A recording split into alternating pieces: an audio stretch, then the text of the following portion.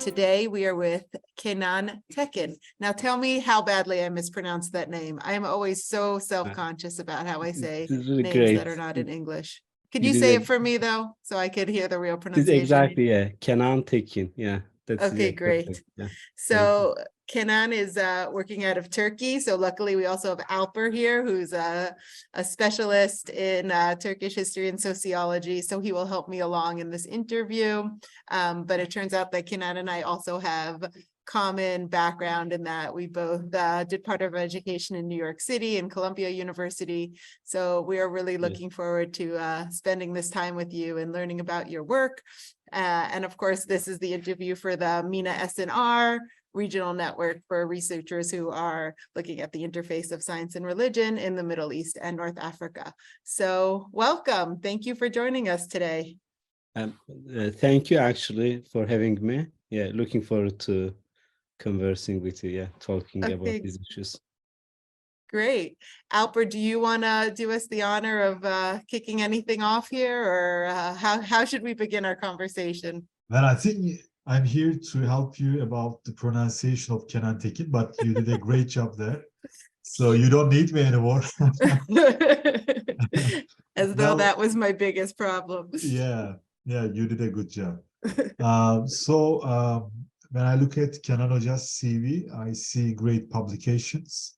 And a recent one is on the British Journal for the History of Science, which is about Ahmet Cevdet's, a prominent Ottoman intellectual's translation of the Ibn Khaldun's Mukaddima. And maybe we should start with this article, this recent article of Kenan Tekin. So what makes you interested in this topic and write a article about Ahmet Cevdet's translation? Yeah, sure. Actually, it was originally a part of my dissertation. So I was interested in the interaction between science and religion in the Ottoman period for the dissertation.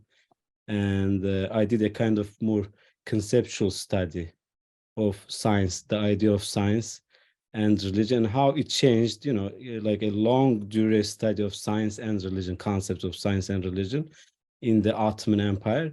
So I was looking at from 17th century till end of 19th century. So I was looking at like classification of sciences and, discussions about the idea of science, which is under the term, the phrase jihatul wahda, aspect of unity in a science, in a discipline. And then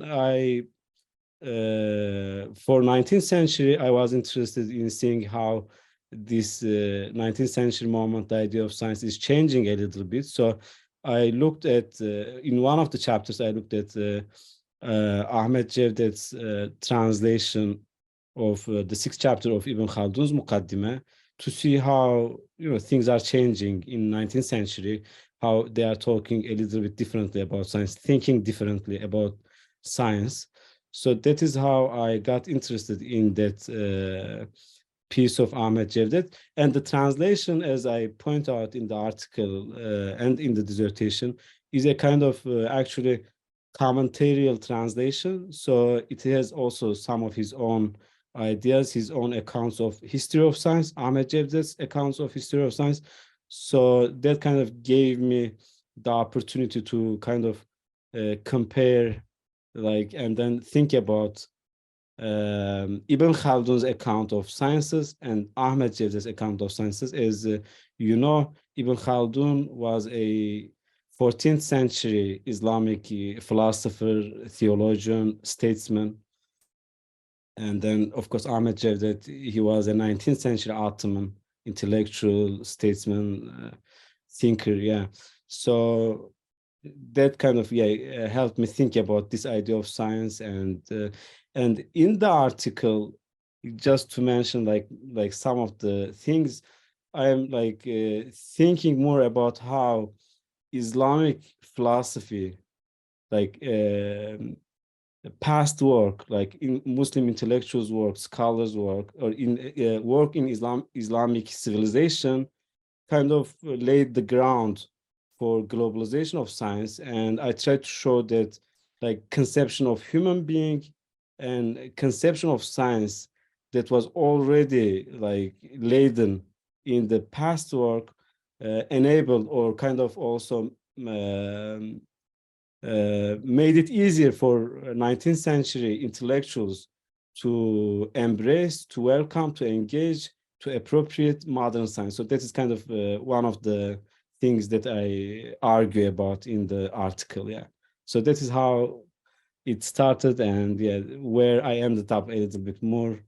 Of course, I worked on it further after the dissertation, and yeah. So just to zoom out a little bit, maybe for those of us who haven't gotten a chance to see the article yet and other parts of your dissertation, could you just maybe give us a bit of an overview of how you were seeing science understood and defined in the 17th century, you said you began, and then the transitions and what was happening with changes in conceptions of what science meant to thinkers in those periods? So I look at, as I said, I look at like various genres, like classification of sciences is one of them, and then discussions in logical books, in books on logic about the aspect of unity in a science, like what unifies a discipline.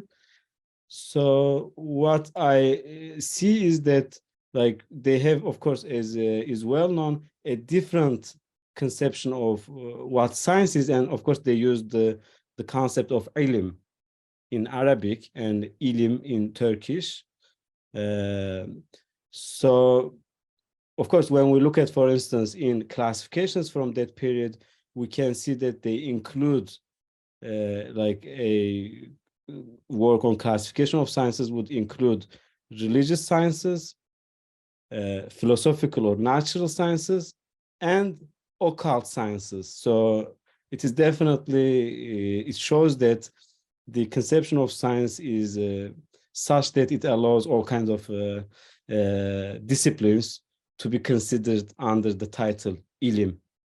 Science, I translate it as science. Of course, we know that in the modern period, this term is of course, it is still like, I don't think it is very much like it has an established meaning or agreed upon, because still people use it very differently. But in general, we can say in the modern period, natural sciences and exact sciences are what are meant by the concept of science in the modern period. But in the pre-modern period, or we can say in the early modern period, we can see that it has they have a different conception of science, which is basically this. What I found is an Aristotelian conception of science. So what Muslim intellectual scholars seem to be doing is they appropriated Aristotle's conception of science in the posterior analytics. So there Aristotle kind of thinks about like there are three things in a science, in a demonstrative science. He talks about demonstrative sciences in the posterior analytics, and these are the subject matter, and then the inquiries, what we investigate about that subject matter, and then there are some principles on which a subject or a discipline is based. So we start with some principles, we have a subject matter, we start with some principles, and then we investigate other aspects of the subject matter. So that is basically the Aristotelian conception of science, I would say, in general. And Muslim intellectuals appropriated it, scholars, philosophers. And by the way, of course, here it is better maybe to talk about like Islamic civilization, which included Muslims and non-Muslims, like Christians and Jews in that period. So they all kind of shared that. So it is not something peculiarly Islamic or Muslim. So I use this term more with regard to the civilization. So they appropriate this. Of course, there are criticisms of this theory in the in later centuries, in 13th, 14th centuries, 15th century. There are some criticisms, but in general, taking this, so you can easily make the case that, like, let's say a religious discipline is a science because you point out that it has a subject matter, a defined, determined subject matter, and then you point out that there are some principles which upon which you base your investigation of that subject matter, and of course there are inquiries, so you investigate conditions of that subject matter. So it allows religious disciplines to be considered science, and it allows occult disciplines to be considered science, like astrology, yeah, and yes, geomancy and other such disciplines to be also considered science. So it is, we can say in a way, it is a looser conception of science, but I think so they basically ask this question: what constitutes, like, what makes a body of knowledge a discipline or a science? And these are the three features, three elements.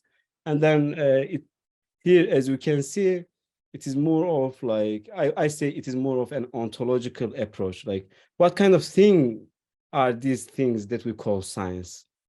And then that is what we see in the early modern period in general. So when I look at like work of, let's say, Yahya Nevi, a 16th century Ottoman poet and scholar. So he wrote a work called Netaiji Fünun, for instance, and it kind of, it is in the genre of samples of sciences, Unmuzecül Ulum, or in Turkish, Enmuzecül Ulum. So he's sampling some sciences. He's kind of taking three issues from each discipline, and he's kind of discussing them or reporting, taking some kind of quotes, translating them, introducing those disciplines by sampling some of its issues. So, for instance, in that work, we can see Yahya Nevi includes in that work like 13, 14 disciplines. They include like philosophy, natural philosophy, astronomy. They include religious disciplines such as Islamic legal theory, Islamic theology, Islamic exegesis, and then it includes occult sciences such as astrology and geomancy, etc. And fal, what we call fal, like, etc. So to give you one example of a work from that period. But what happens, like in later period, we kind of know that a little bit from the history of science, there are changes in the understanding of science. And actually, science as understood in the modern period, we say, is like a product of 19th century, mostly. So William Whewell developed the idea, the term scientist. And of course, then we can see there's more and more emphasis on induction, experimentation, observations, so aspects of natural sciences. So there is emphasis on methodology, and that story is a little bit longer. The historiography notes that, like, maybe starting with Francis Bacon and René Descartes. So increasingly there is an emphasis on method, and also so a science has to have a certain kind of method. If it is using that kind of method, then it is a discipline is scientific. Insofar it uses this prescribed method that is developed by philosophers and maybe scientists themselves who are practicing scientists. So increasingly there's emphasis on method, and there is increasingly a kind of push against metaphysics. And that push against metaphysics, of course, we can say eliminates religious disciplines, which assume a certain kind of metaphysics, right?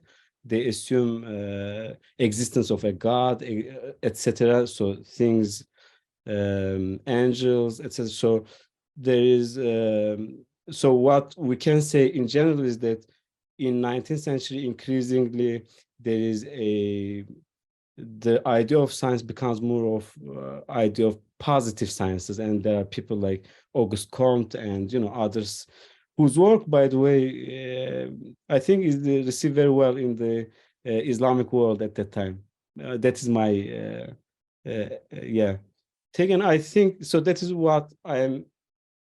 So I look at early modern period. There is this more Aristotelian idea of science, which kind of allows one to include various disciplines that are today questioned or questionable, like in terms of like current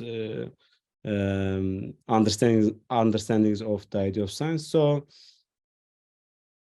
I do see like some changes. For instance, like to give you an example, Ibn Khaldun, for instance, he in his Muqaddimah, in the last chapter, which deals with sciences and which introduces and provides a history of sciences, there he is kind of doubtful of natural philosophy, for instance, and alchemy or chemistry, what later turns into chemistry. So Ahmet Cevdet, of course, being familiar with modern developments in natural philosophy and developments in physics and chemistry, he points out that actually in the past, natural philosophy and chemistry lacked rigor. So today they are much more rigorous endeavors, so we should not criticize them. Just to give you an example, he rejects Ibn Khaldun's criticism. Ibn Khaldun is worried like these disciplines are more, they are more speculative, they are more like similar to metaphysics, not in philosophy.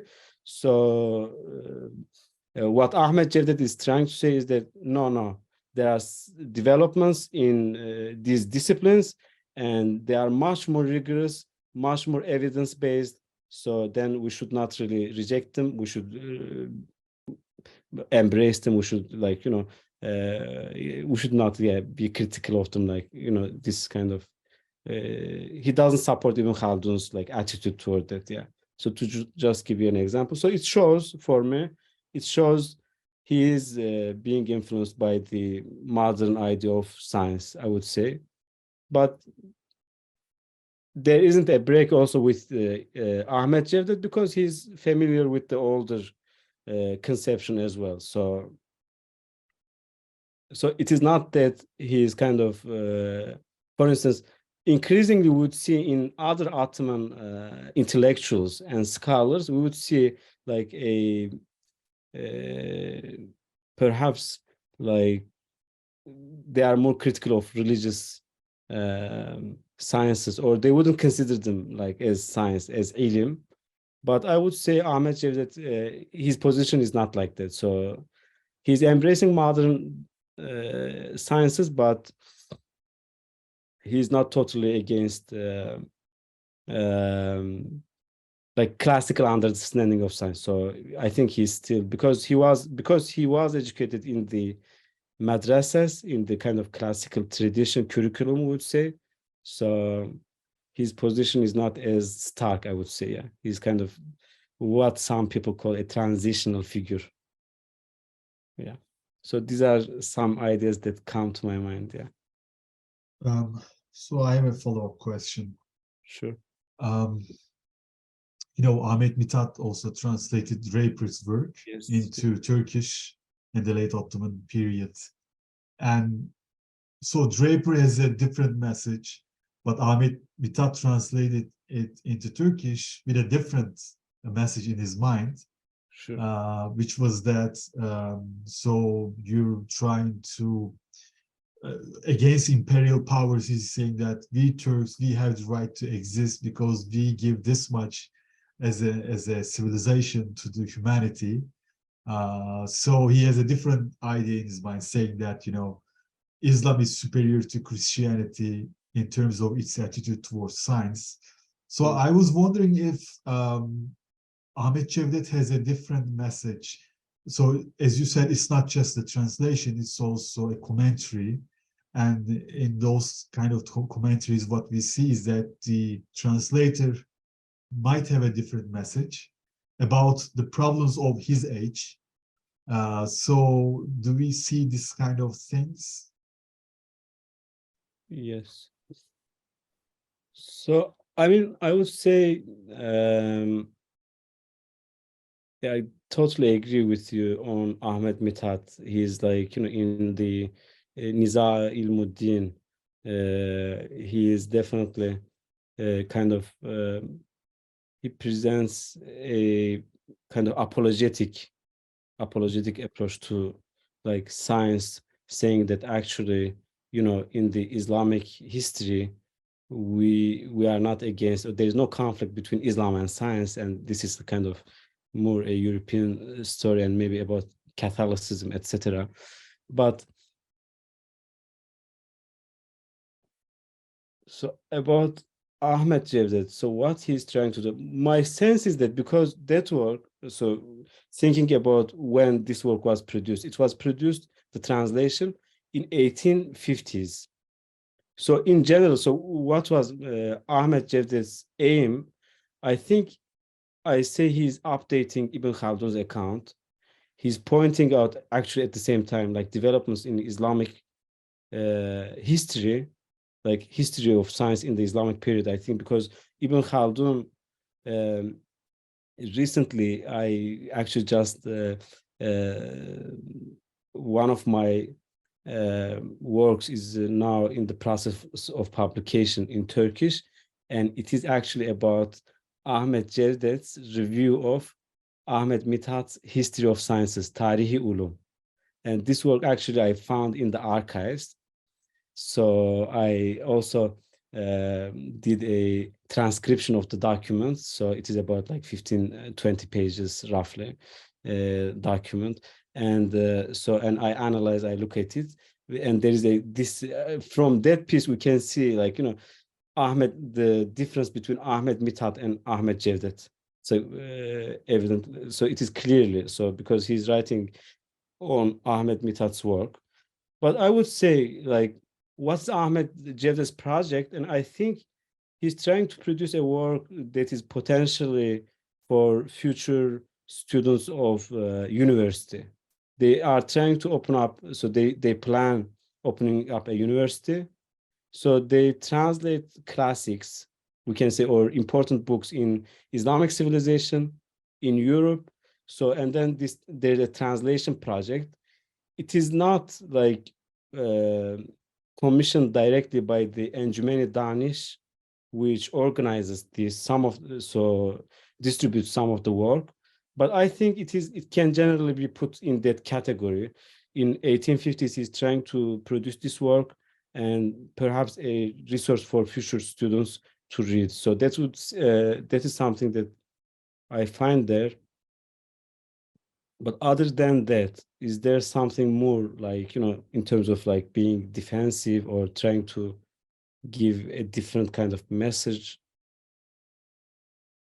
Perhaps as a side message that, he does want to say there is something happening. So in Islamic history about sciences, so that there were some developments, because in the review that I mentioned, Cevdet Pasha's review of Ahmet Mithat's History of Sciences, he does point out that actually there were great achievements in Islamic history in terms of sciences. So that might be something actually already starting with Ahmet Cevdet Pasha, to show that there is a history of sciences in the Islamic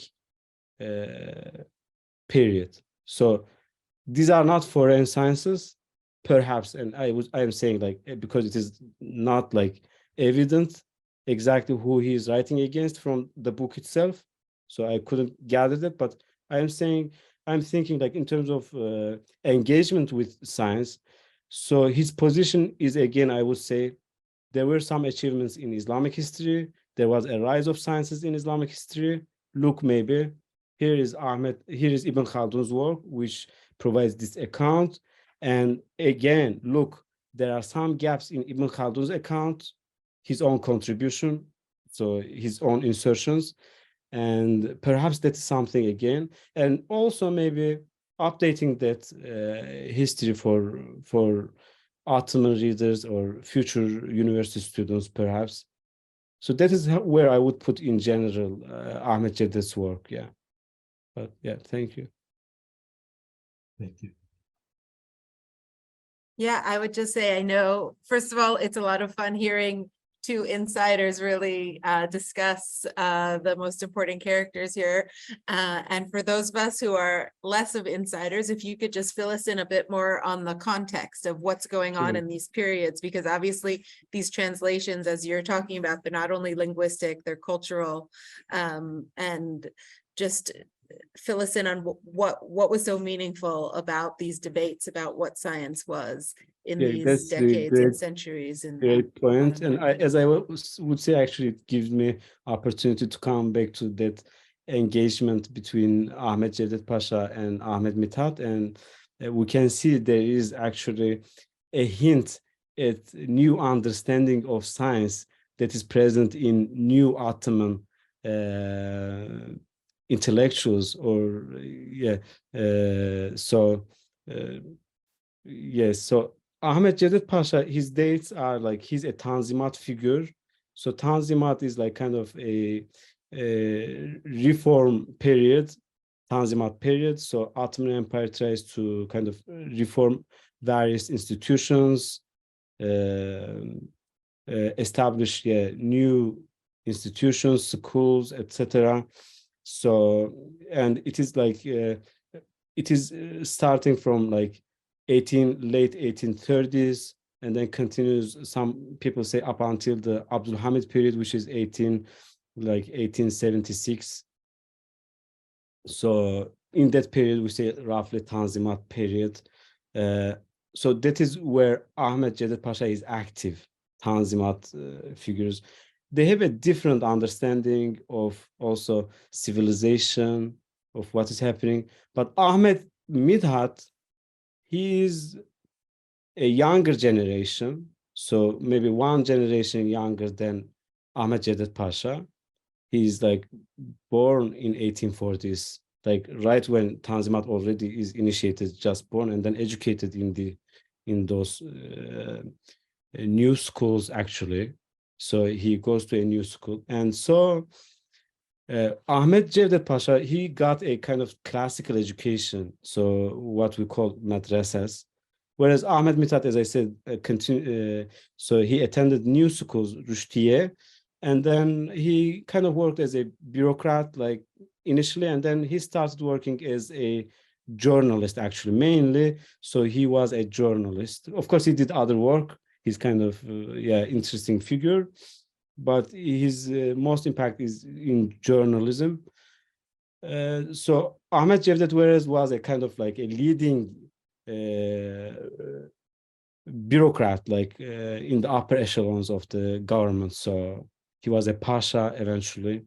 And so when we come to the engagement, we can, like Ahmet Cevdet's review of Ahmet Mithat's book, we can see some like really, we can see that actually there is a changing notion of science, because Ahmet Cevdet criticizes Ahmet Mithat for like misusing concept of ma'arif, what we would say like maybe knowledge, and then misusing classification of sciences. So he's saying like, you are talking about mathematical and religious sciences. There is no such division in Islamic history.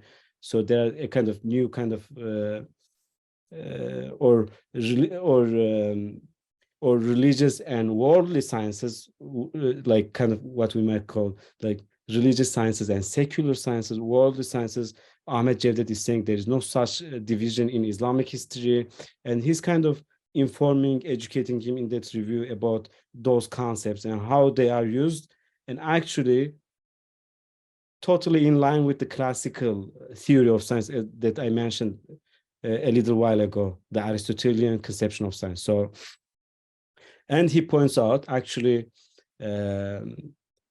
there is no such contrast. So for instance, he's saying like from his writing, I understand him saying that actually philosophy provides a certain perspective on the world and the afterworld, and religion again provides a certain perspective on this world and afterworld. So it is not that religion deals with afterlife issues and philosophy, or what we might say natural sciences, deal with this world issues, because he still operates with the classical terms.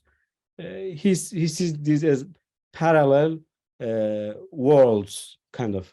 So they deal on both on issues about this world and afterlife. So in that regard, so he's trying to say that actually, like for instance, in the modern period, some people try to say that actually science deals with the natural stuff, like about like this world stuff, and religion deals with ethical, or what we might call supernatural stuff. Okay, so there's this kind of division. Ahmed Cevdet Pasha is saying no, actually there is no such division in the past, and we shouldn't do it here today. So that is his position. Whereas, as I said, and as Ahmed Cevdet's criticism indicates, Ahmed Mithat is kind of more operating in this increasingly modern understanding of science, where it is his science refers to exactly this positive sciences, natural sciences, and then and this is how he's trying to also separate religious sciences from worldly sciences. So those exactly, he's trying to say that, so these terms like ilim, and then there are two, for instance, that Ahmed Cevdet points out, and also my own research on the concept of ilim in the past also indicates this. There are two uses of ilim. One is it's used in terms of like indicating or referring to knowledge. So we would use ilim to refer to knowledge in general. And one is the use of ilim to refer to sciences or to disciplines. So these two uses are different. So for instance, something that he emphasizes or he warns Ahmed Mithat about, like these two different uses of ilim, the concept of ilim. One is general knowledge, and one is disciplines or sciences, what we today might call. And similarly with the concept of like ma'arif, he's trying to point out its difference between the difference between concept of ilim and ma'arif.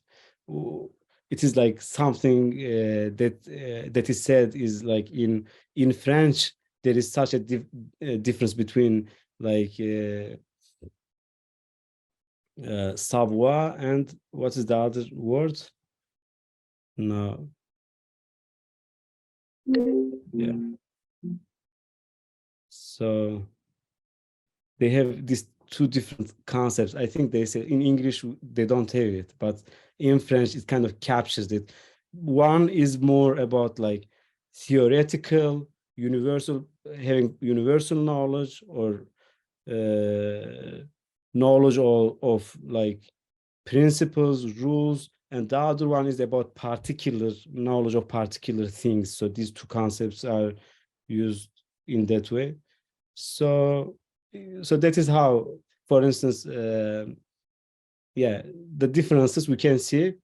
We can say again, as I said, from Ahmed Cevdet to Ahmed Mithat, we can see this shifting notion of science, like Ahmed Cevdet being more familiar with the established or classical, older understanding of science and how he reads history of science. And then Ahmed Mithat is more familiar with this modern conceptions, and he acknowledges that he's more informed by European sources, Western sources, French sources, etc. So, And Rachel, for more background information, you can check my article on the issue. which is also published in the British Journal for the History of Science, titled Uses of History of Science in the Late Ottoman Empire and Early Republican Turkey. Okay, that's now you can skip ads. I was gonna ask Kenan Hocam another question. So you have your BA in theology, right? Sure, yeah. Yeah. So did you decide studying those issues when you were a BA student, or what makes you interested in those topics? I mean, is there something like, is there a mission that you think we have to solve this problem in Turkish society towards this, there is this understanding of science and religion, and well, to me, that's partly the reason I'm studying those issues, because in Turkish society, people talk about science a lot, people talk about religion a lot, but their knowledge on these issues are not that comprehensive. Sure, yes. So what's your story? Yeah, I mean, of course, in my department, actually, I got a course, by the way, as an undergraduate about like history of science, Islamic science. So I was a little bit like, I wouldn't say like, very much familiar, but introduced to the history of science in the Islamic period. But I was also interested in like contemporary issues, because this science religion is, I think, one of the most popular maybe topics in the let's say in contemporary philosophy of religion, and generally, like as since we are still talking about these issues since 19th century, late 19th century, the conflict thesis, and then Renan's famous argument. I think these issues are like, it is not just about my study, but generally I would say they are there in our society in Turkey in general since then. Every now and then you would come again across some like debates on this issue. So perhaps I would say there is some kind of large cultural context for my interest in the topic. But I would agree with you in general. Unfortunately, the familiarity with like theories about history is kind of lacking. So, for instance, I thought like contemporary discussions, they about science and religion, for instance. Usually, I thought like doing dissertation, I realized people are talking about these concepts in the modern period. Rarely they look at what people thought about these topics in the past. So, to provide a kind of longer angle and how other people thought about. So I started looking at older conceptions, and my interest in that longer history was raised. So I would say also, what else? Like, I think I agree with you. Yeah, in general. I mean, I just share with you something. For instance, like there are some, unfortunately, because of the level of like, knowledge about these issues, like some people like outright, they say, for instance, as you know, it is again another very much heated debate, Darwinian theory and like, religion. So you would come across many people saying that like in contemporary, I think Turkey, like Darwin's theory, it is just a theory. Well, I say like, of course it is a theory. I mean, that is how science works. But if you don't look at like, how science works or philosophy of science, then it's kind of, it is used like the concept itself is used to kind of belittle these kind of explanations about, nature or within science. So it is a debate within science, let's say. So I think, in graduate school, I got a chance to kind of like take more courses and about methodology, about like, history of science. So I'm not, but I would say I'm not. My work is more like on the concepts. I'm not really that much interested in the particular issues that within science, or within theology. But I got more interested in the concepts. So that is how my my approach is developing. I would say, yeah, more in terms of like philosophy, maybe, or yeah, theories of like what constitutes science, what is religion, etc. So I don't know if that was really a helpful answer Yeah, to yeah, your yeah. question, It but yeah. is. It is. Thank you. I'm wondering how your students are responding if you're teaching courses on these subjects, and what are the questions that they're asking, or are they turning you to new areas that you'd like to research now? And I guess following up on Alper's question of the interaction of the present conversations and looking at the historical perspectives. Sure. I mean, I think something like, yeah, I deal with this issue in philosophy of religion course. So I don't teach really. I did teach a science and society course, and I do teach like maybe I deal with this topic like not in a whole course, but in Islamic philosophy course and philosophy of religion course, we deal with the topic of science and religion, interaction between science and religion. So I am actually very much always surprised by students. Of course, like perhaps I shared similar perspective, so approach to the topic. For instance, like something that is very popular, I think, among people is like scientific exegesis, for instance. That is an interesting topic I hear about. And so they say, like, in the Quran there is this topic or this verse about like this issue which kind of predicts what science already is, what science is discovering, or something to think about.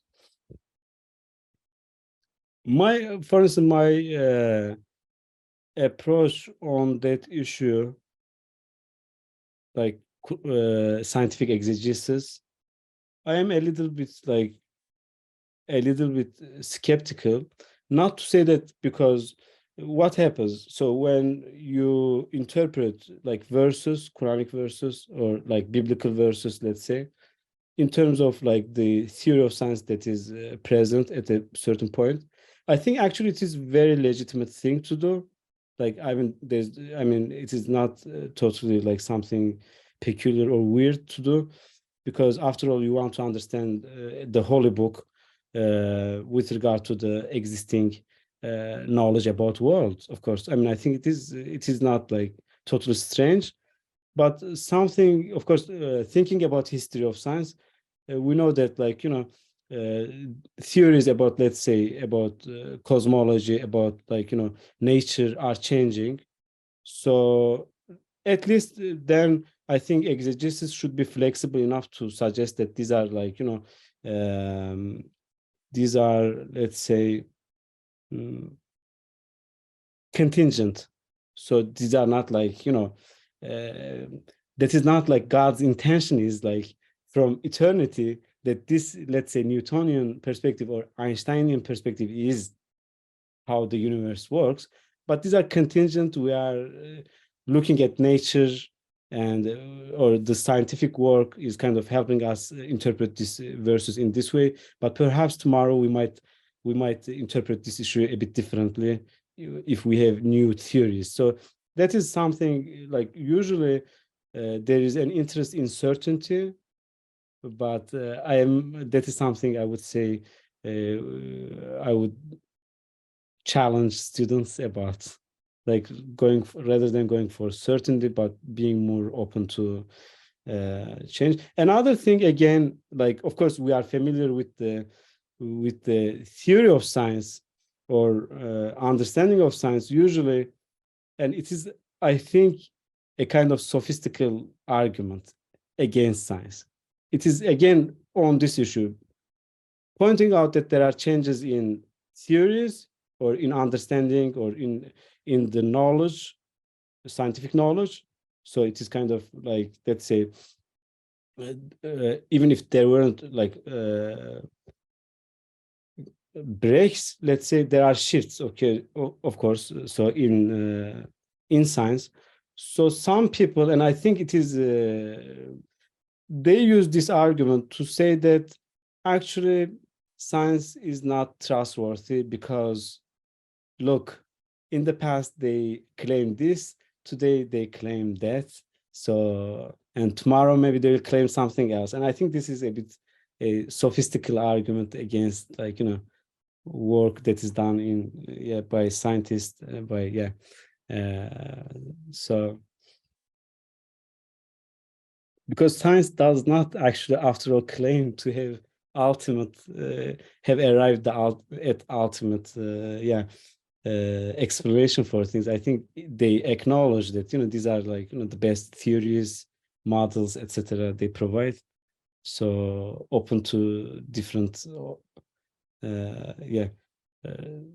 perspective, or open to changes, like in the theories, and that is best explained maybe at the moment. So these are some of the issues that I come across in teaching, and also in general, I would say, some of the issues that come up. So as a person who is familiar with Turkish discussions about those issues, Rachel, let me tell you that Kenaz Hoca's arguments are not going to please anyone in Turkey, but I think they are totally right. When you say that, so he's not belittling science, which is very common among many conservative circles in Turkey. For example, people love Kuhn, people love Feyerabend, because they think those names are undermining the prestige of science, which they think is a threat towards religion. So what he says is very important in that sense. You don't have to be against science to protect religion, This is a very common attitude among many conservatives in Turkey. Yeah. I can say that. Any other thing you want to ask, Rachel? I have one more question in my mind. I don't know if we have time for that, but Yeah, definitely throw out your question. I mean, I sort of have a question for both of you, meaning I think you both came at history of science from different directions, sociology of science, philosophy, theology. So there've been a lot of disciplinary backgrounds being brought in here. And I don't know if this is supposed to be a resource for potential graduate students if they want to learn more about the subject. If you have any advice for them, that was something I was thinking about. But, please throw out your question as well for wrapping this up. maybe we should go on with your question, and then maybe my question is going to be answered. So Kenan Hocam, why don't you go first?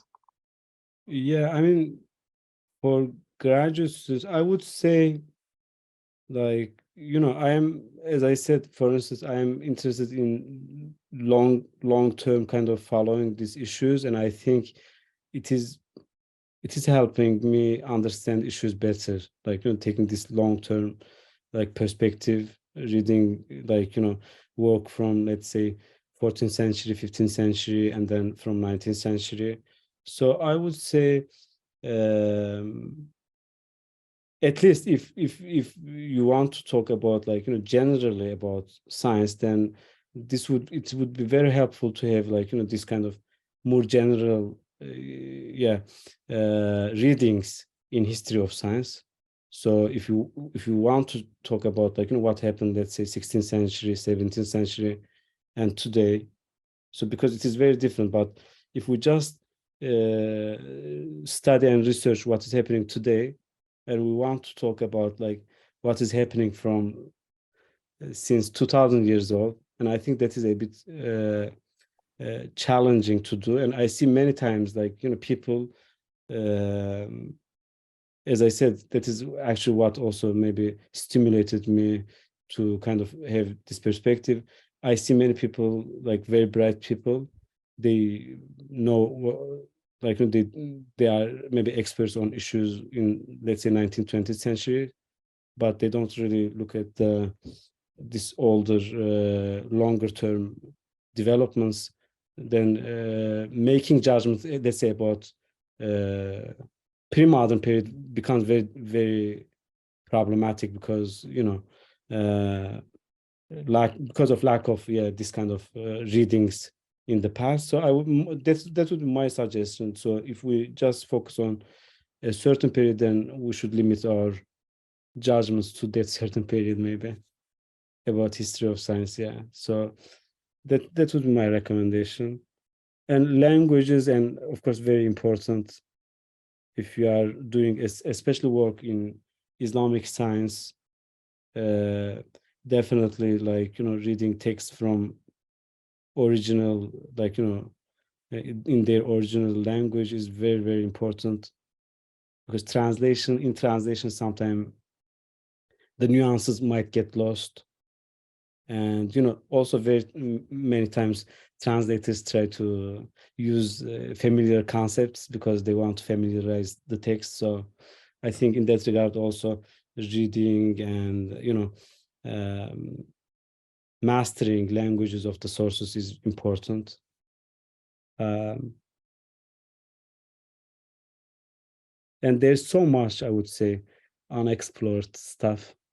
So because certain periods, certain issues get, let's say, are more popular, like certain periods or topics, but the rest is kind of is still, I mean, so many things in the archives, in manuscript libraries. So I would encourage them to do like research on the primary sources in the archives, etc. So those would be my suggestion for future research on the science religion issues in the Islamic and Ottoman context. Yeah. Sounds like really good advice. Alper, why don't you follow up with the finale? Okay, so actually your question sounds like finale more than my question. So we can end discussion here if you want, end the interview here. Because I'm going to ask a question about his course, one of the courses he's teaching. That's great. Okay, so this sounds like a great course that I would like to have, I would like to take, and I would like to lecture maybe. Science, Religion, and Politics in the Ottoman Empire. So it sounds great to me. So I would like to learn more about this course that you're teaching. Is this a course you used to teach in the US as well? Or Actually, I taught that course in the US. I was like, in my final year of like PhD program. So I got this like, opportunity, like teaching fellowship at Columbia University. So I developed this course, like which is kind of in line with my research, as the title of the course indicates.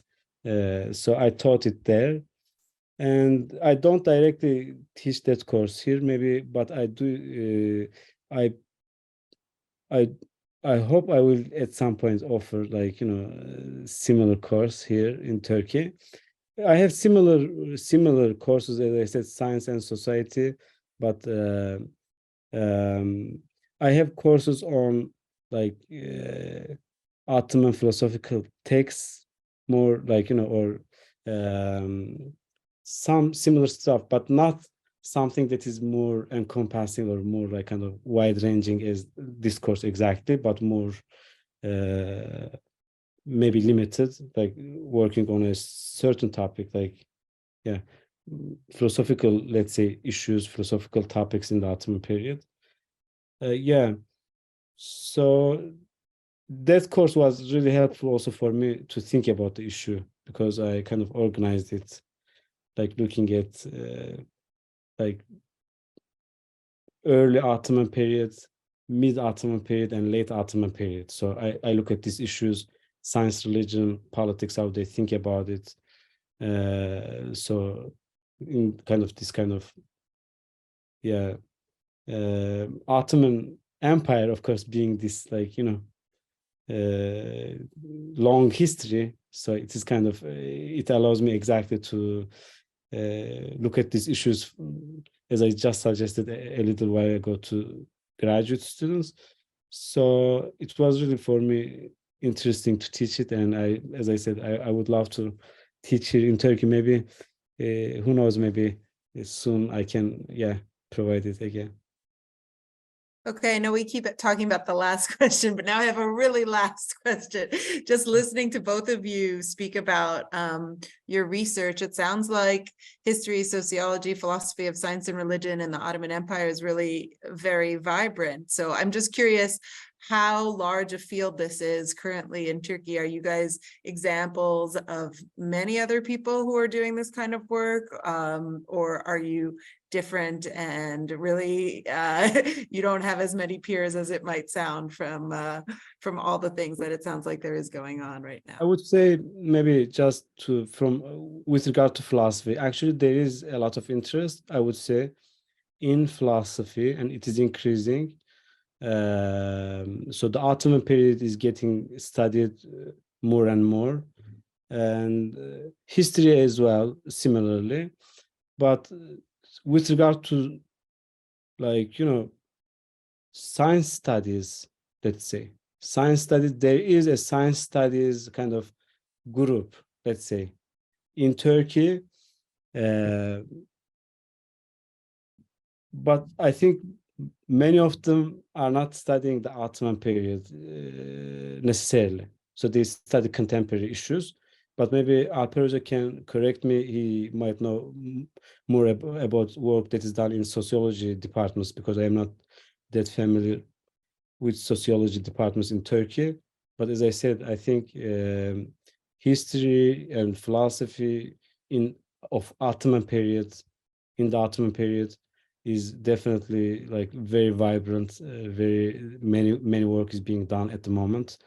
But as I said, science studies perspective about these issues, science and religion, the topic is very, very, I mean, I think popular, but I don't think like at the level of, like, experts on the topic. I don't know if there are that many people. I mean, there are some people that come to my mind, but not as many people when I think about philosophy alone and history alone. And what do you think, Alper?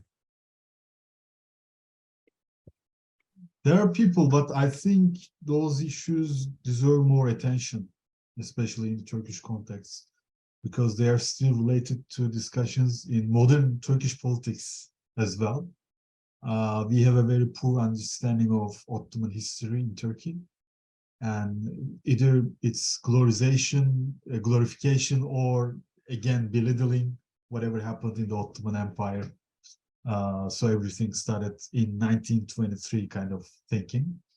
I think I think the problem is that the layman even should know more about those issues. I'm not just talking about the academics. We need to have more knowledge on these issues. Otherwise, people are creating their own narrative and believing in it. And it's just that it doesn't really solve any modern problems we're facing in the society right now.